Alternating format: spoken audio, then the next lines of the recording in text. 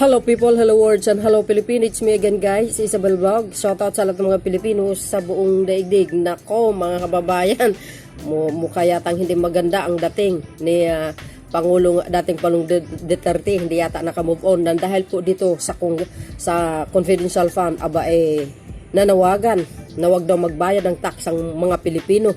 No? So alam po natin ng tax guys ay batas po yan. Karapatan mo magbayad ng tax sapagkat ikaw ay Pilipino. Ngayon, kung may problema ka sa Kongreso, pwede ka naman magsama ng kaso sa korte, di ba? O kung talagang mayroon kang suspitsa na may anomalya, may korupsyon sa budget, sa mga pundo ng Kongreso, well, mayroon naman tayong korte para sampahan mo sila ng kaso. Pero hindi yata tama para sa akin yung manawagan ka na wag magbayad ng tax. Hindi po maganda yan eh. Bakit kanyo mga kababayan? Para ang dating kasi sa akin, inuudyukan mo ang mga Pilipino, no, para mag-disobedient. Sa madaling salita, inuudyukan mo ang mga Pilipino na ibuboykot ang pagbabayad ng tax sa Marcos administration.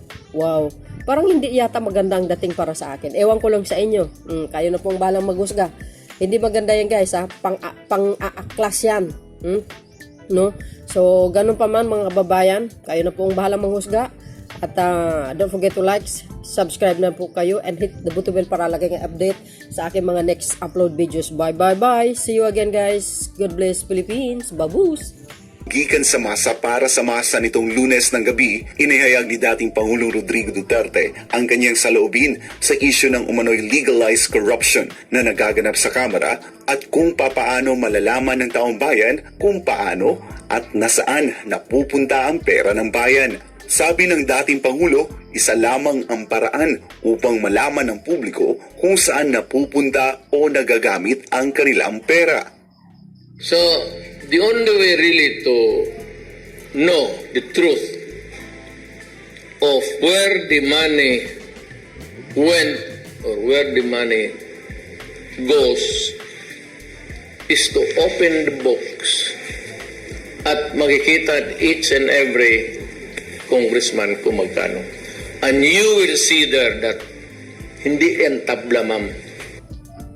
Paliwanag ni Pangulong Duterte na sa pamamagitan ng pagbubukas ng Book of Accounts ng Kamara ay dito malalaman ang lifestyle ng mga politiko. Dito rin aniya matutukoy kung sino sa kanila ang tunay na Pilipino at nagpapanggap lamang na isang makabayan. Kaya hamon ni Pangulong Duterte sa publiko na huwag magbayad ng buwis maliban kung bubuksan ng Kamara ang kanilang Book of Accounts. Hindi naman tayo mag-revolusyon. I will just tell the people, do not pay your taxes until Congress makes it public. Hindi mo masama dyan. I want them to believe, huwag na kayo mag-file ng taxes. Sabihin mo muna sa Congress, pagbayad kami ng taxes, make it public kung saan ang pera namin. At magkano ang nakukuha ninyo. Dagdag ni Pangulong Duterte na ang hamon na ito ay hindi isang banda kundi isang legal demand.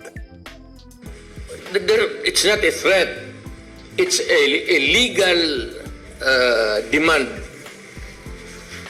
Let me know where my money went or how it was spent.